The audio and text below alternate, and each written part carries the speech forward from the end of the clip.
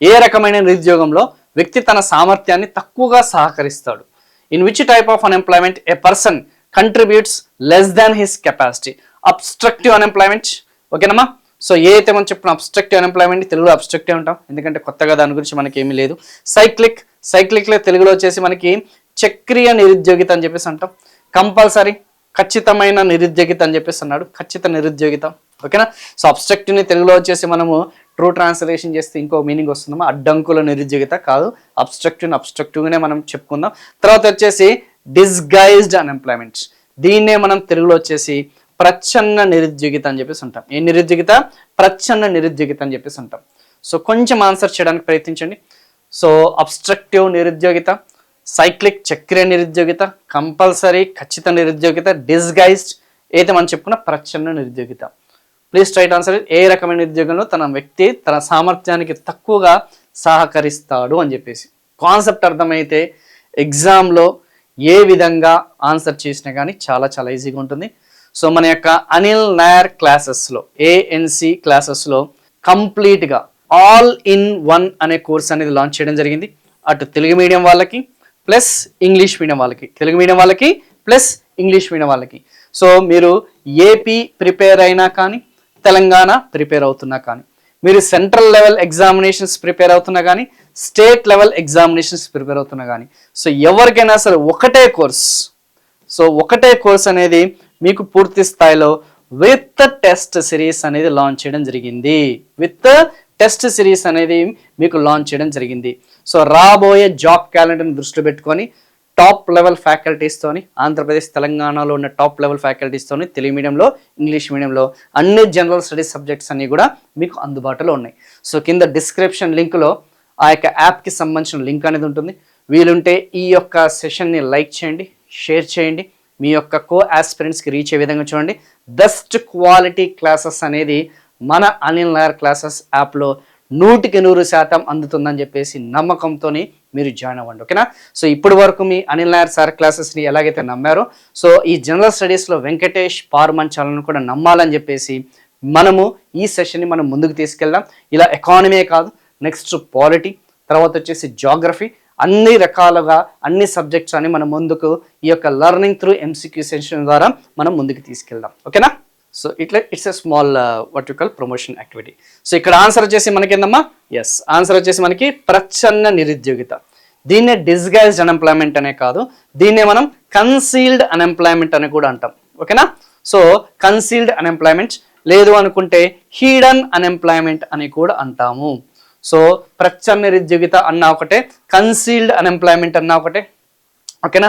So hidden unemployment అంటే simple చెప్పాలంటే అదృశ్య అని చెప్పేసి అంటాం. హిడెన్ అంటే అదృశ్య నిరుద్యోగిత అని చెప్పేసి అంటాం, దాగుడు మూతల నిరుద్యోగిత, ఇలా రకరకాల బుక్స్లో రకరకాల మీనింగ్స్తోనే అది ఉంటుందమ్మా.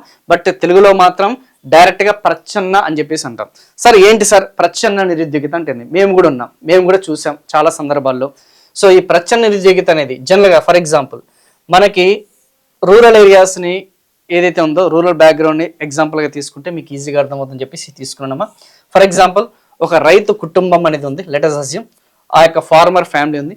ఆ ఫార్మర్ ఫ్యామిలీలో చూసుకుంటే 2 మంది ఆ యొక్క భార్య భర్తలు వచ్చేసి ఈ 4 ఎకరాలు అనేది ఏదైతే ఉందో వాళ్ళు టిల్ చేస్తున్నారు, సేద్యం చేస్తున్నారు, భూమిని సేద్యం చేస్తున్నారు. సో సేద్యం చేసినప్పుడు పంటలు పండిస్తున్నారు, ఖరీఫ్లో రబీలో వాళ్ళు ఆ యొక్క పంటలు పండిస్తున్నప్పుడు వాళ్ళకి సంబంధించిన అవుట్పుట్, ఈల్డింగ్, ఉత్పత్తి, దిగుబడి, ప్రొడక్టివిటీ అనేది ఏదైతే ఉందో అవుట్పుట్ అనేది యావరేజ్గా 1 లక్ష రూపాయలు వచ్చిందని అనుకుందాం, let us assume. So obviously వాళ్ళు ఫుల్ థ్రాటిల్ అంటే పూర్తి సామర్థ్యం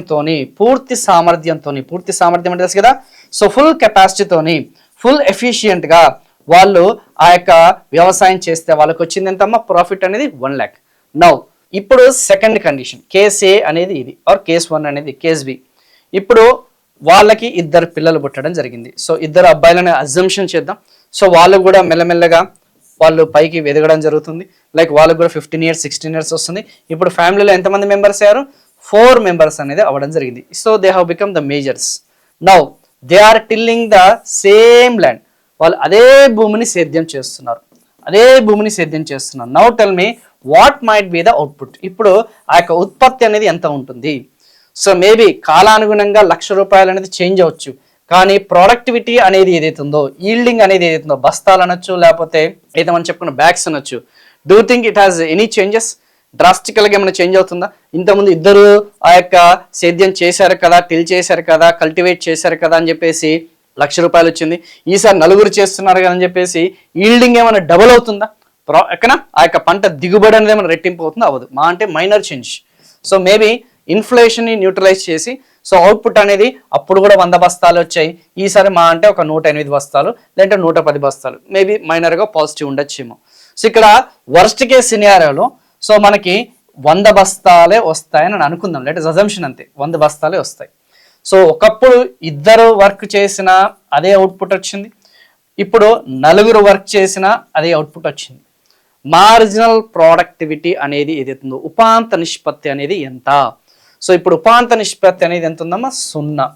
so now the marginal productivity అనేది ఏదైతే ఉందో, ఉపాంత నిష్పత్తి అనేది, ఆ మార్జినల్ ప్రొడక్టివిటీ ఆఫ్ ఇన్కమ్ అనేది ఏదైతుందో అది 0గా ఉంది. అప్పటికి ఇప్పటికి పెద్ద మార్పు లేదు. కానీ ఇక్కడ ఏమైపోయింది, ఎనర్జీ అనేది పూర్తి స్థాయిలో వీళ్ళిద్దరు పూర్తి శక్తి సామర్థ్యాలతో వీళ్ళిద్దరు అనేది పనిచేస్తున్నారా? ఇంతకుముందు గతంలో పనిచేస్తున్నట్టు లేదు, డివైడ్ అయిపోయింది అంతే కదా. వాళ్ళ యొక్క హార్డ్ వర్క్ అనేది డివైడ్ అయ్యి పూర్తి స్థాయిలో వాళ్ళు చేయకపోవచ్చు. ఒకవేళ చేసినా కానీ మనకి మార్జినల్ అవుట్పుట్ అనేది 0గా ఉంటుందన్న సంగతి గుర్తుపెట్టుకోండి. ఒక్కొక్కసారి ఇండైరెక్ట్గా క్వశ్చన్ అడుగుతున్నాడు, మార్జినల్ ప్రొడక్టివిటీ ఆఫ్ ఇన్కమ్ అనేది 0గా ఉంటే, ఓకే, ప్రాఫిట్ మార్జిన్ అనేది 0గా ఉంటే అది ఏ రకమైన నిరుద్యోగిత అని అడుగుతున్నాడు. డిస్గైజ్డ్ అన్ఎంప్లాయ్మెంట్ అంటాం. దీన్ని మనం ఏమంటాం? డిస్గైజ్డ్ అన్ఎంప్లాయ్మెంట్ అంటున్నాము, లేదంటే కన్సీల్డ్ అన్ఎంప్లాయ్మెంట్ అంటున్నాం అన్న సంగతి గుర్తుపెట్టుకోండి. Very very very important. ఖచ్చితంగా ఇది ఎగ్జామినేషన్లో రిపీటెడ్గా అడుగుతున్నాడు క్వశ్చన్ అమ్మ. మళ్ళీ ఇంకొక క్వశ్చన్ వచ్చినప్పుడు దాన్ని మనము ఇదే కాన్సెప్ట్ని ఇంకొక విధంగా మనం డిస్కస్ చేద్దాం. సో నెక్స్ట్ వన్ ఇక్కడ వచ్చేసిందమ్మా, డిస్గైజ్. చెప్పే కదా, in which type of unemployment person contributes less than his capacity. చెప్పే కదా, తన శక్తి సామర్థ్యాల మేరకు కాకుండా తక్కువ స్థాయిలో చేసేదాన్ని మనం ఏమంటామంటే డిస్గైజ్డ్ అన్ఎంప్లాయ్మెంట్ అని చెప్పేసి అంటాం. ఎందుకంటే వర్క్ అనేది షేర్ చేసుకుంటారు కాబట్టి. ఓకేనా? ఎస్. నెక్స్ట్ క్వశ్చన్, భారతదేశంలో నిరుద్యోగిత రేటును లెక్కించే పద్ధతిని ఖచ్చితంగా నిర్వచించే కింది వాటిలో ఏది? Which are the following correctly defines the method of calculating unemployment rate in India? Percentage of employed persons in the population. నిరుద్యోగితకి సంబంధించిన డెఫినేషన్ అనేది, define the method of calculating the unemployment rates. ఇక్కడ ఏమన్నాడు? నిరుద్యోగిత రేటుని, ఏం రేటుని?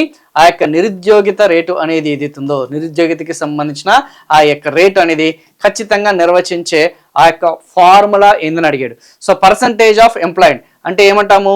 ఉద్యోగులు ఎవరైతే ఉన్నారో, ఫస్ట్ ఆప్షన్ ఉద్యోగులు ఎవరైతే ఉన్నారో బై జనాభానా. ఫస్ట్ ఆప్షన్ ఇచ్చేసానమ్మా, ఉద్యోగులు ఎవరైతున్నారో బై జనాభానా. Second one, percentage of unemployment, ఎవరైతే నిరుద్యోగులు ఎవరైతున్నారో, నిరుద్యోగులు ఏదైతుందో persons among the persons in the labour force. అంటే ఏదైతే మనం చెప్పుకున్న ఆ యొక్క శ్రామిక వర్గంలో, గుర్తొస్తుందా గుర్తు రావట్లేదా? శ్రామిక వర్గంలో ఎంతమంది నిరుద్యోగులు కలిగి ఉన్నారు అనేదా. ఓకేనా? నిరుద్యోగులు ఎవరైతున్నారో, ఎంతమంది నిరుద్యోగులు కలిగి ఉన్నారు అదా. ఆప్షన్ సి వచ్చేసి పర్సంటేజ్ ఆఫ్ అన్ఎంప్లాయిడ్, నిరుద్యోగులు ఏదైతే టు ద టోటల్ పాపులేషన్, నిరుద్యోగులు ఎవరైతున్నారో తో జనాభాతో పోల్చడం వలన ఆ యొక్క నిరుద్యోగితను దేంతో పోలుస్తున్నాము? ఆ యొక్క జనాభా అనేది ఏదైతుందో ఆ జనాభా నిష్పత్తితోన. సో నాలుగోది వచ్చేసి percentage of persons in the labour force. So మొత్తం ఆ యొక్క జనాభా అనేది ఏదైతుందో ఆ యొక్క జనాభా బై ఆ యొక్క శ్రామిక వర్గమా. సో ఇక్కడ చూడంగానే మీకు ఆటోమేటిక్గా తెలుగు మీడియం వాళ్ళకి కొంచెం ఆలోచించడానికి ట్రై చేయండి అమ్మా. ఇంగ్లీష్ మీడియం వాళ్ళకి ఆల్రెడీ ఉంది కాబట్టి ప్లీజ్ తెలుగు మీడియం వాళ్ళు ఆన్సర్ చేయడానికి ప్రయత్నించండి. ఫస్ట్ వన్, ఉద్యోగులు బై జనాభానా, నిరుద్యోగులు బై శ్రామిక వర్గమా, లేదంటే నిరుద్యోగులు బై జనాభానా, లేదంటే జనాభా బై శ్రామిక వర్గమా. కొంచెం కన్ఫ్యూజ్డ్గానే ఉంటుంది, బట్ ఆల్రెడీ మనం కాన్సెప్ట్ తెలుసుకున్నాం. అర్థమైంది ఎందుకు కాన్సెప్ట్ తెలుసుకున్నామని చెప్పేసి.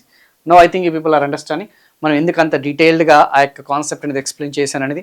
ఇలాంటి క్వశ్చన్స్ అనేది సడన్గా అడిగితే మైండ్ అనేది ఒక్కోసారి మనకి ఫ్రీక్ అవుట్ అవుతుంది. అరే ఏంటి ఇలా అడిగాడు, ఏంటి క్వశ్చన్, అసలు లేబర్ ఫోర్స్ అంటే ఏంది, వర్క్ ఫోర్స్ అంటే ఏంది అనేది, శ్రామిక వర్గం అంటే ఏంది, శ్రామిక శక్తి ఏంది, ఇలాంటి టెక్నికల్ వర్డ్స్ లేకుండా నువ్వు నిరుద్యోగిత అనే కాన్సెప్ట్ని చదవలేవు, డెఫినేషన్లోనే ఉంటుంది. సో ఇక్కడ మీకు ఈ పాటికి అర్థమై ఉండాలి. ఆన్సర్ ఏందమ్మా?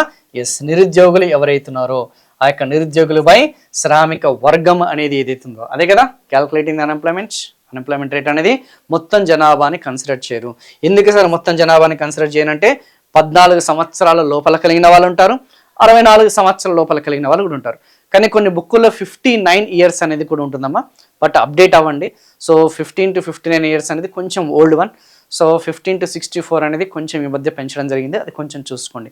సో జనాభా బై శ్రామిక వర్గం అనేది అవుట్ రైట్గా మీరు ఎలిమినేట్ చేయొచ్చు.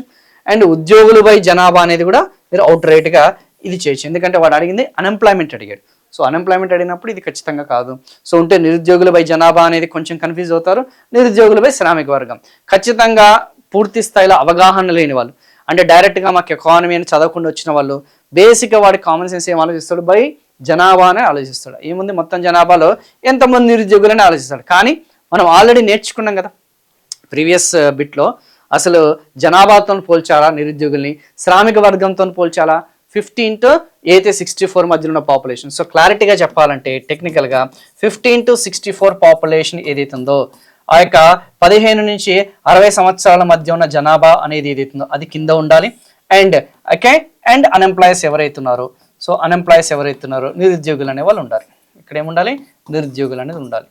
సో ఆ యొక్క నిరుద్యోగులు అనేది ఉంటే సో ఆబ్వియస్లీ ఇంటూ 100 అనేది వేస్తే మనకి ఏమొస్తుందమ్మా, అన్ఎంప్లాయ్మెంట్ రేట్ అనేది వస్తుంది. ఏమొస్తుంది, నిరుద్యోగితకి సంబంధించిన ఆ యొక్క రేటు అనేది ఏదైతుందో అన్ఎంప్లాయ్మెంట్కి సంబంధించిన ఆ యొక్క రేటు, నిరుద్యోగితకి సంబంధించిన ఆ యొక్క రేటు అనేది ఏదైతుందో ఆ యొక్క రేటు అనేది వస్తుందన్న సంగతి గుర్తుపెట్టుకోండి. Very very very important. So ఖచ్చితంగా ఇవన్నీ కూడా బేసిక్ కాన్సెప్ట్స్ అనేది ఫండమెంటల్స్ అనేది స్ట్రాంగ్ ఉంచడానికి ప్రయత్నించండి అమ్మా, ఓకేనా.